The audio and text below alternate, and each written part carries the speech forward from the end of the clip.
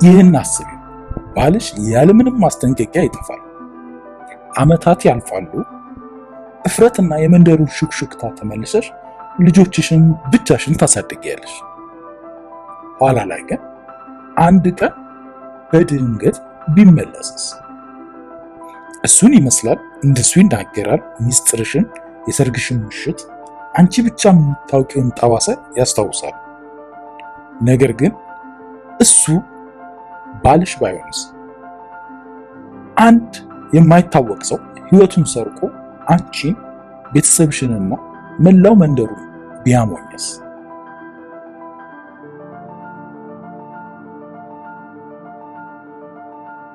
ታሪኩ የሚጀምረው በ1548 በደቡብ ፈረንሳይ በምትገኝ አርቲጋት በምትባል ጸጥ ያለች መንደር ነው። ማርቲን ጉዌሬ የባስክ ተወላጅ የሆነ ወጣት ገበሬ ነበረ። ሀብታም አልነበረም። ነገር ግን የተከበረ እርሻ፣ በርትራንድ ደ ሮልስ የተባለች ሚስትና ትንሽ ልጅ ነበረው። ነገር ግን ህይወት በአርቲጋት ከሰላም የራቀ ነበር። ትዳር ከባድ ነበር።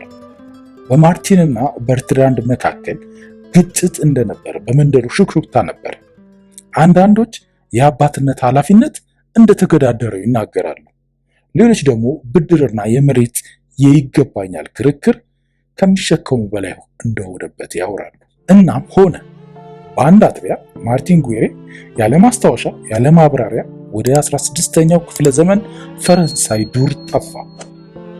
ለበርትራንድ የሚቀጥሉት ዓመታት ከባድ ነበሩ። ብቻዋን ልጅ ለማሳደግ የተተወች ሴት ብትሆንም ሴቶች ለባላቸው መሰደድ ተጠያቂ በሚያደርግ ማህበረሰብ ውስጥ የሚያሳፍር ስሞታ ተሸክማ ነበር። አንዳንድ መንደርተኞች ቢያዝኑላትም ሌሎች ግን ያበረረችው እሷ ትሆናለች እያሉ ያፌዙባታል። ወቅቶች ተለዋወጡ። ረጅም 8 ዓመት ነጎዱ። ማርቲን ጉዌሬ ግን ሄዷል።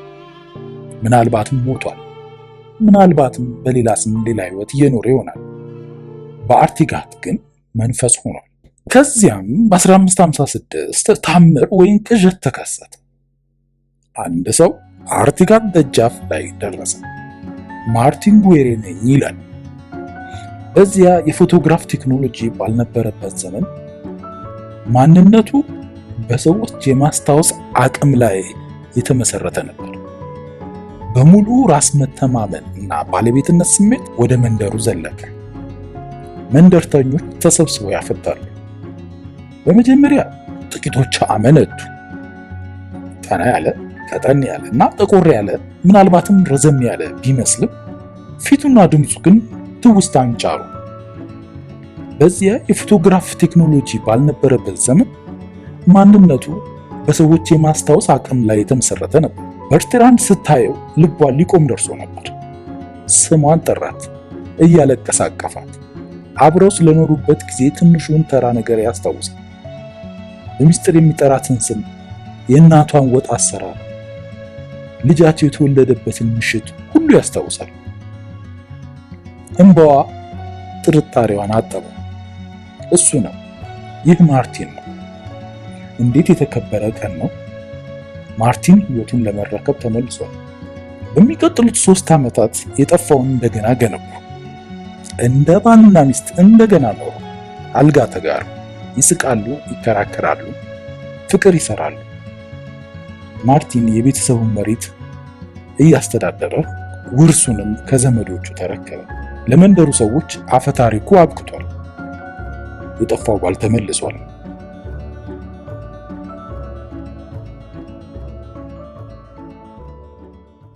አንዳንድ መንደርተኞች ግን ይሾካሾካሉ።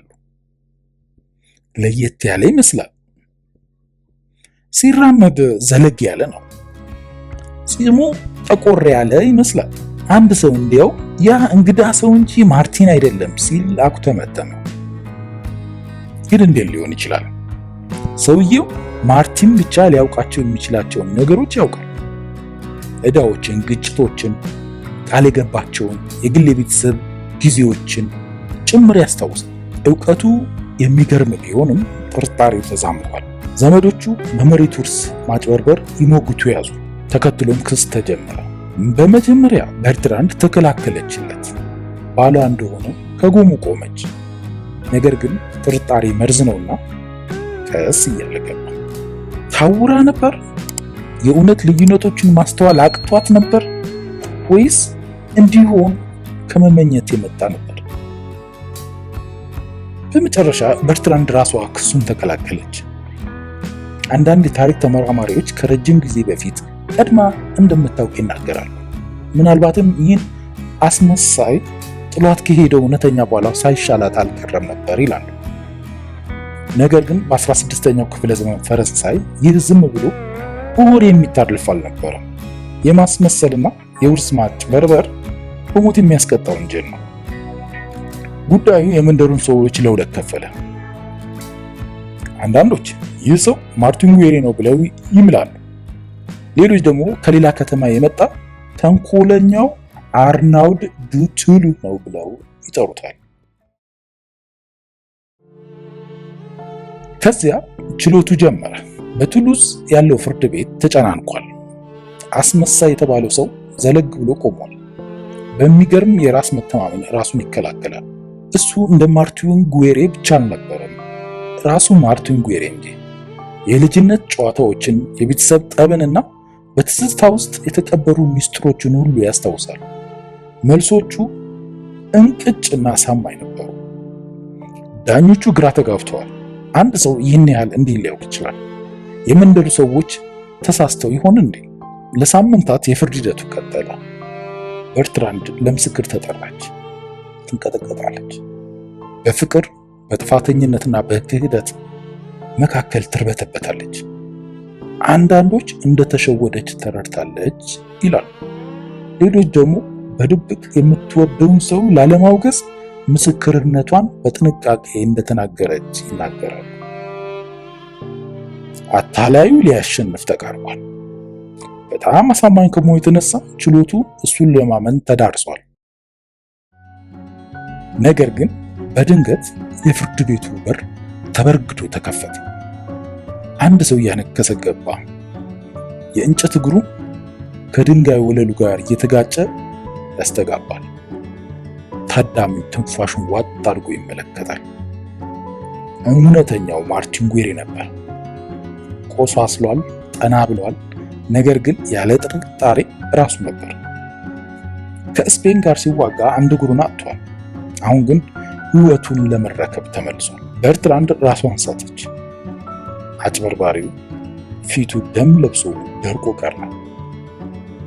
ሁለት ማርቲኖች ጎን ለጎን ቆመው በድንጋጤ መንደሩ ሰው ይመለከታል። እውነቱ የማይካድ ነው። ከበርትራንድ ጋር ለ3 ዓመታት ባል ሆኖ የኖረው ታዋቂው አስመሳይና አታላይ አርናልድ ዱ ቱሉ ነበር። አርናልድ ዱ ቱሉ አመነ። የማርቲንን ሕይወት ከተጓዦች፣ ከወሬና ከተለያዩ ቅርበት ካላቸው ምንጮች አጥንቷል። ልማዱን ተለማምዶ ታሪኮቹን ሸምድዶ መሬትና ገንዘብ ብቻ ሳይሆን ሚስትና ቤተሰብ ለመውረስ ተዘጋጅቶ ወደ አርቲጋት መጣ። ለተወሰነ ጊዜ ተሳክቶለታል። ከዚያም በላይ አንድ መንደር ሙሉ ማለት በሚቻል ሁኔታ አሳምኗል። ማጭበርበር ግን ዋጋ አለው። አርኖልድ የሞት ፍርድ ተፈረደበት። በአንድ ወቅት ያበረታቱት የመንደሩ ሰዎች እያዩ በስቅላት ተገደለ። በርትራንድን በተመለከተ ታሪክ በጥላ ውስጥ ትቷታል።